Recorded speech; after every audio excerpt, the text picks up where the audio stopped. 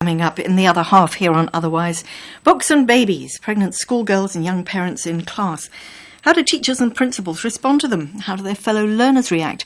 And how does it feel as the expectant mother in question, or maybe even the very young father? Well, Books and Babies, Pregnancy and Young Parents in Schools is a book that looks at all of these things, and it's been researched and written by three people. Divya Bana, Professor Divya Bana, she's Associate Professor in the Faculty of Education at the UKZN, specialising in gender, childhood and education. Also, Tamara Sheffer, she is Professor and Director of Women and Gender Studies at the University of the Western Cape. And last but not least, Robert Morell, who's a researcher and associate of the School of Education at the University of Cape Town, as well as the author of, amongst other things, Changing Men in Southern Africa. And they've all played their part, and it's going to be interesting to find out what they did and how they did it and what the book ultimately is going to do to help these young parents.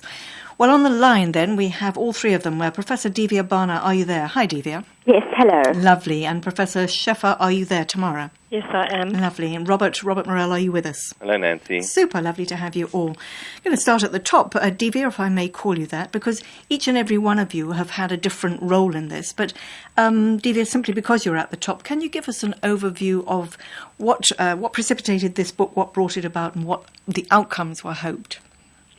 Well, there has been a great deal of bitterly scathing attack on pregnant girls and, of course, schools' responses to it. In the media, we often hear about pregnancy being a social problem, and yes, indeed it is a social problem. But the problem, however, is constructed in ways that basically blame young women and girls in schools, focusing purely on some kind of sexual appetite and lust that young people are seemingly exhibit. But of course, what our work has attempted to do is to understand the gendered environment in which young women and men are located, and to try to understand schools' responses to this.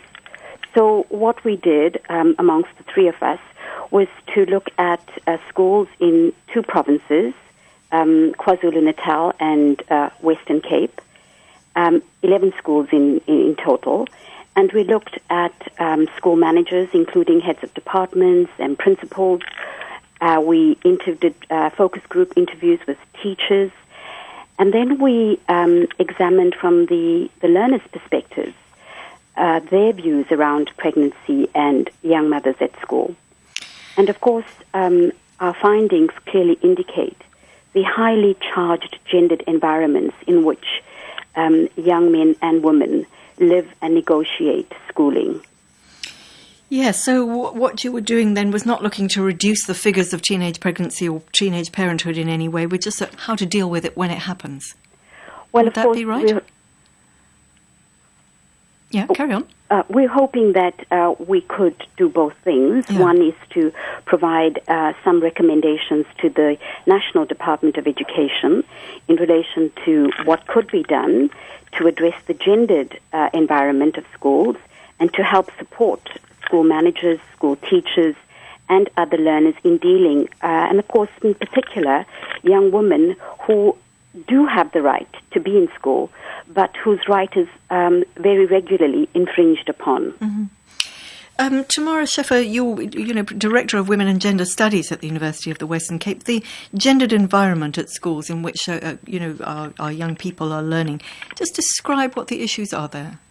Well, I think what we were interested to see is, on the one hand, how are young people who are parents managing the load of being both a parent and being a learner, and when they get pregnant, women in particular, how they responded to, because given the commitment nationally to support their continued learning, we wanted to assess the extent to which the environment is supportive and nurturant for them to continue learning in a supportive way, both during the pregnancy and then afterwards.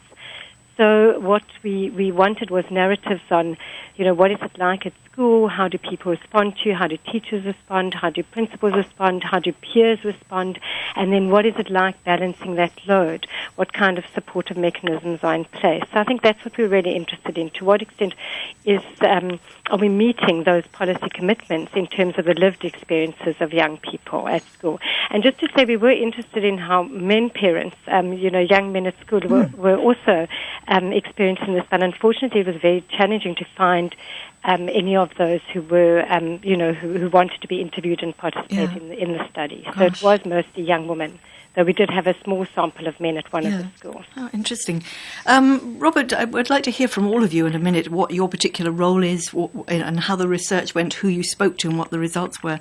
But we're talking about how principals and teachers respond. But how does the Department of Education respond? If a girl is pregnant, what does the department say? Must they leave? Can they stay? Well, that's a good question, Nancy, because, in fact, one of the difficulties is that the department has overarching law that cascades down from the 1996 South African Schools Act, which effectively prevents schools from expelling learners on a variety of grounds, but addresses the fairly common practice before that of excluding girls who got pregnant. So now it's not permissible to exclude a girl who gets pregnant. So if that is the rule, then the question then becomes, well, when a girl gets pregnant, when might she leave school? Because she's not likely to have the child at school. And when might she return? Are you still there? Yes, no, we're still here. I think we might have lost. Okay. But we'll carry on. And it is in this specific area that guidelines are actually probably purposefully vague, because it's left up to the school effectively to decide, along with the learner, when they should leave and when they should return. And our study finds that is interpreted in a great variety of ways, not always to the benefit of the pregnant girl, and that's putting it maybe somewhat generously. I'm sure it is. When you say it's left up to the school and the learner, one would like to think that the principal and the learner in question could sit down and negotiate, but I'm sure it's not that easy in terms of power struggle. Just if I can just get a bit of an idea of which area the three of you worked on. Robert, let's just stay with you. You worked in which area? Well, the study was a SANPAD funded project. These are Dutch development funders, and the project rested on two studies, one based in Durban, where Divya and I were working, and Tammy working in the Western Cape, primarily in the schools around Cape Town.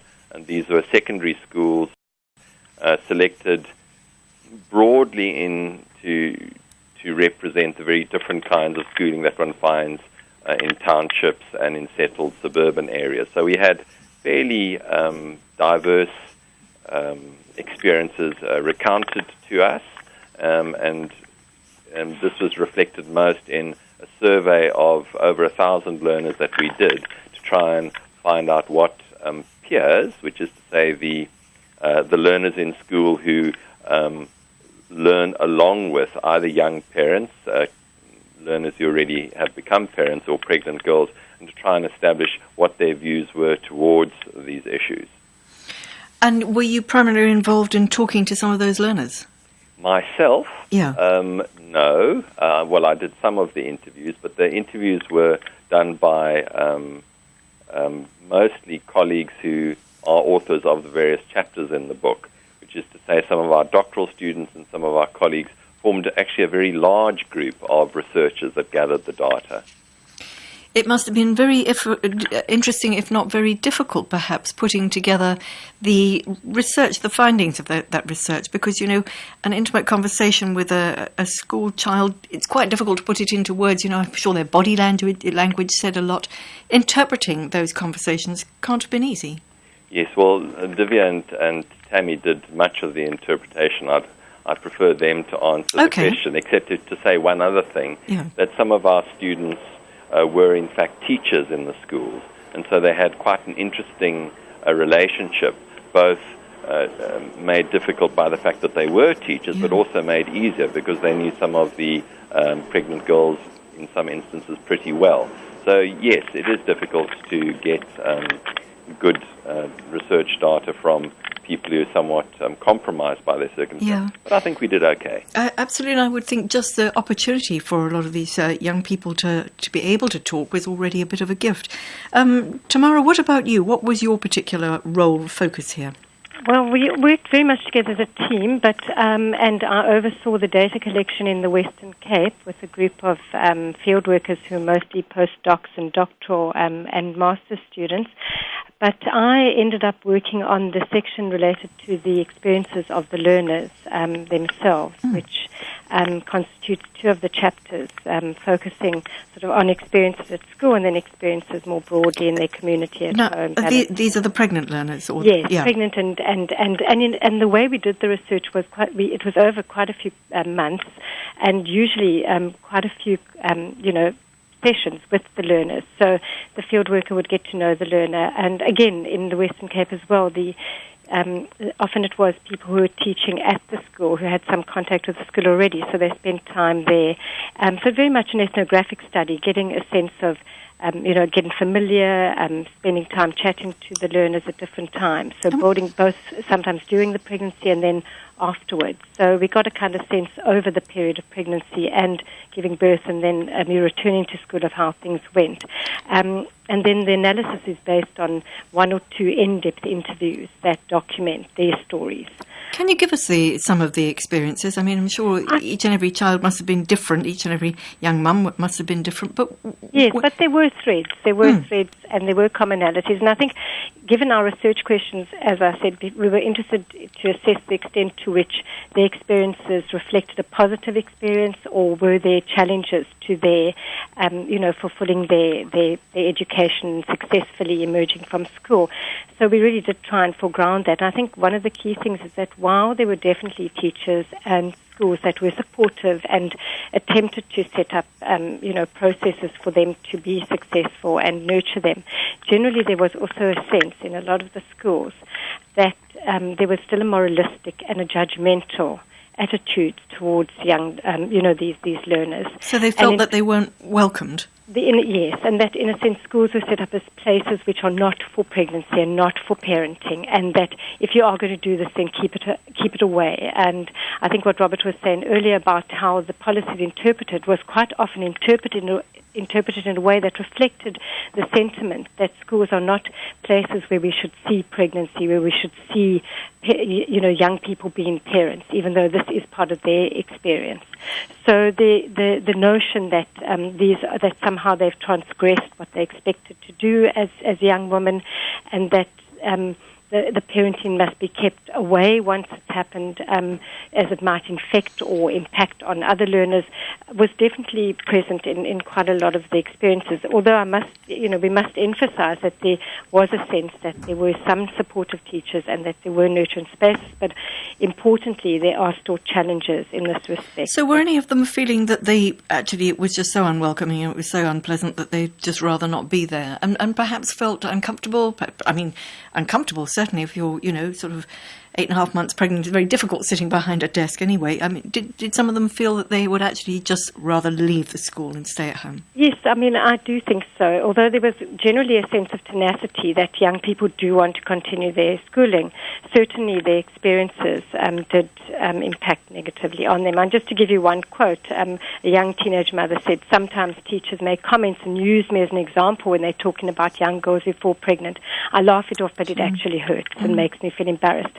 So there were lots of those kinds of stories. The sense that they ostracize, that there's a general lack of empathy, and a sense that yes, okay, they've done this, but let's not have it here. And I do think that it does impact on how they, there were some of the formal interpretations. So, for example, school would say if you need to come back within the next year, a lot of the learners would try and make sure that they had the babies before the year ended, so they could return as soon as possible. Yeah. So there were some practical implications of the way in which the policy is interpreted, but there were also these more emotional sort of impacts that undermined, I would say, their learning and impacted on how they felt at the school, and in some cases may have even led to them leaving the school either to go to a new school, which obviously has a whole lot of other negative impacts, or simply to drop out.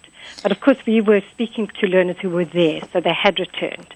So, but it made it uncomfortable and it was challenging for them.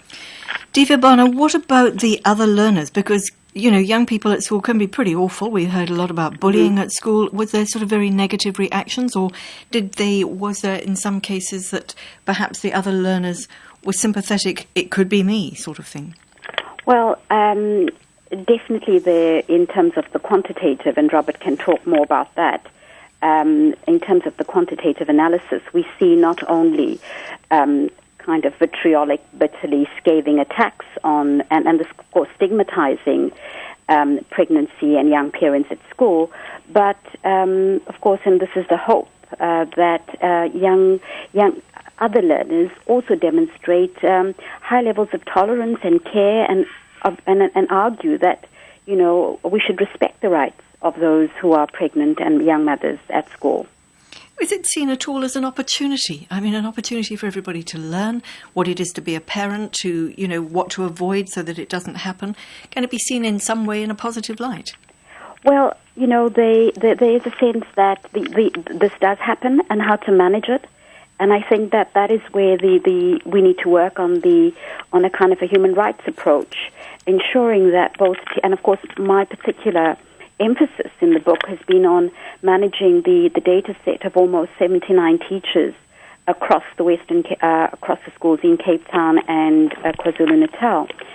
And there's certainly the care and the hope that a rights-based approach is indeed the only one to ensure the protection and safety of women in schools. The rights-based approach, Robert, I'd just come back to you in terms of the principles, which you said, the principles and the teachers and the attitudes therein, whatever the Department of Education may have legislated. Ultimately, it's up to the people in charge, the principal and the teachers. What were some of their responses? Nancy, that's a question better asked of Divya. So let me come back to the question about the learner responses and just say a few things about that. I think that there are a couple of really promising developments.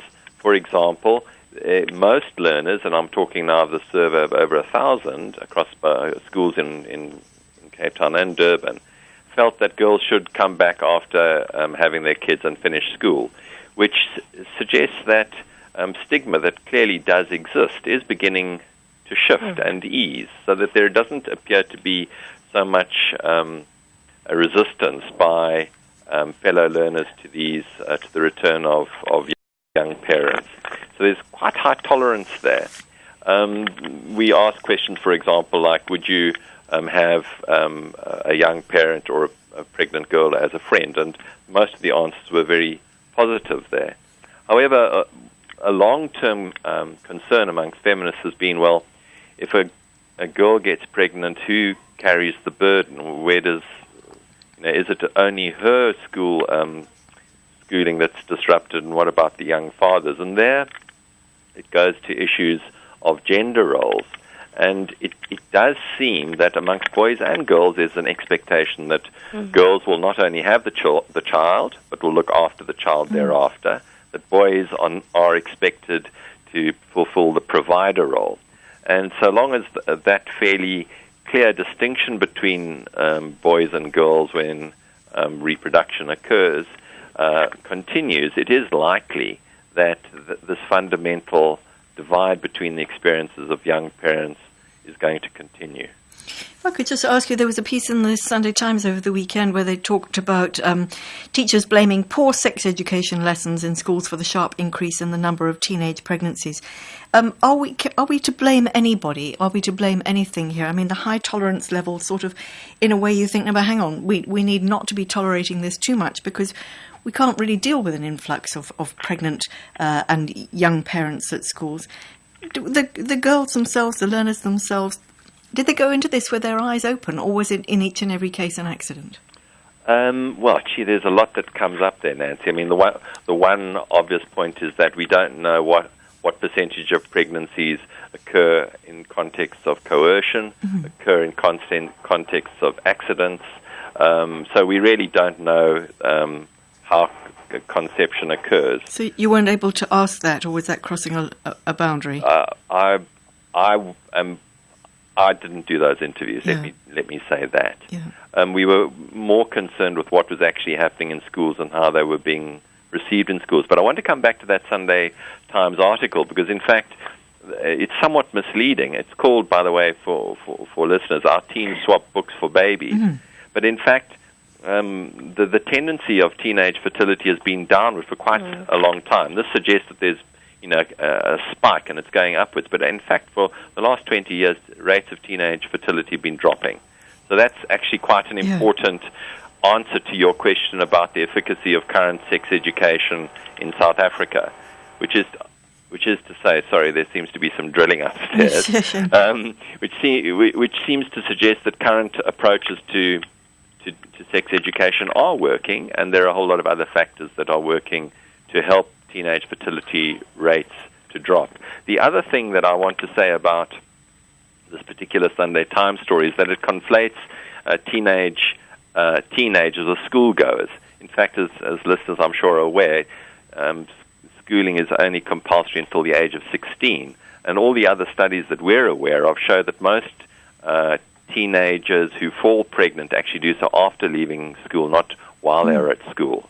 So this book, I think, this story in the Sunday Times is somewhat misleading on that count. Yeah, interesting to get that response. You're listening to Otherwise here on SAFM. We're talking about books and babies, pregnant schoolgirls and young parents in class. Do stay with us. And here on Otherwise, we're talking about a book called Books and Babies, Pregnancy and Young Parents in School, published incidentally by HSRC. Professor Divya Bana, I just want to come back to you on the issue of principals. And I'm just wondering who's going to be the audience for this book. And I would imagine all teachers and principals should get their hands on a copy. But the response from the principals and teachers was what to young learners, to young pregnant learners? Teachers, principals, the Department of Education, parents, learners. So it's quite a widespread audience that our book is targeted towards. In relation to teachers, and of course this is going back to the conversation, Robert raised about the hope and the promise. But firstly, of course, teachers are situated within the broader context in which we make meaning about young people's sexuality. And in trying to dissect through 79 teachers and the interviews that were held with them, one of the major themes that emerged was certainly the issue around sexuality and sexual censure. So, being pregnant in school is certainly not looked upon positively. The young woman's sexuality is scorned, and so that was a dominant theme. How dare they become pregnant in school? How dare they come to school with big tummies? And then, so that was one of the dominant themes, including the issue that teachers faced in relation to saying, we're not nurses, we're not midwives, we can't be. So there was this kind of a panic created about babies being delivered at schools. But I think the other important one was also the concern about the disruption to education, and how being pregnant might be, and of course was indeed in a disruption to schooling. And we know in South Africa and in sub-Saharan Africa the goal towards making sure that young women stay in school, receive an education, is very important. So that was the other theme. However, in keeping with the issue of a kind of shift, the important theme that teachers raised was one of care.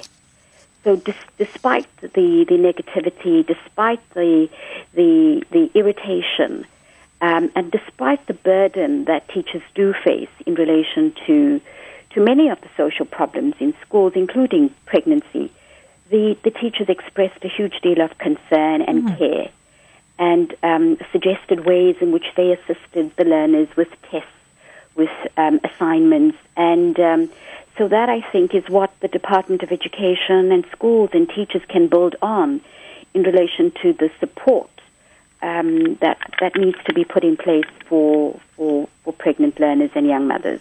Just coming back to that attitude of how dare you come with this great big tummy, does that talk to the issue of sex education perhaps being a bit of a problem? Well, certainly the way in which life orientation is what they do in schools, that certainly needs to be more encompassing around teenage sexuality. Now, one of the concerns, and going back to the Sunday Times article, is the way in which teenage pregnancy and sexuality is framed in a deficit mode, framed in terms of a disease mode. HIV is certainly an issue in our country, and we certainly need to put that in the forefront. But what is missing is the fact that teenagers, like all other human beings, are certainly interested and have a positive interest in sexuality and matters around sex. And so sometimes people, get pregnant because, they were, having sex and motivated by pleasure is really important. And it is that dimension of sexuality which remains missing in sex education programs. Well, it sounds one way or another that the three of you have a great deal of empathy, and it's been so interesting, and there's so much more to say, but thank you all so much for your time. Professors Divya Bana, Robert Morell and Tamara Shaffer, thank you very much. Good luck. Thank you. And we've been talking about Books and Babies, Pregnancy and Young Parents in Schools, and it's published by HSRC. Fascinating subject.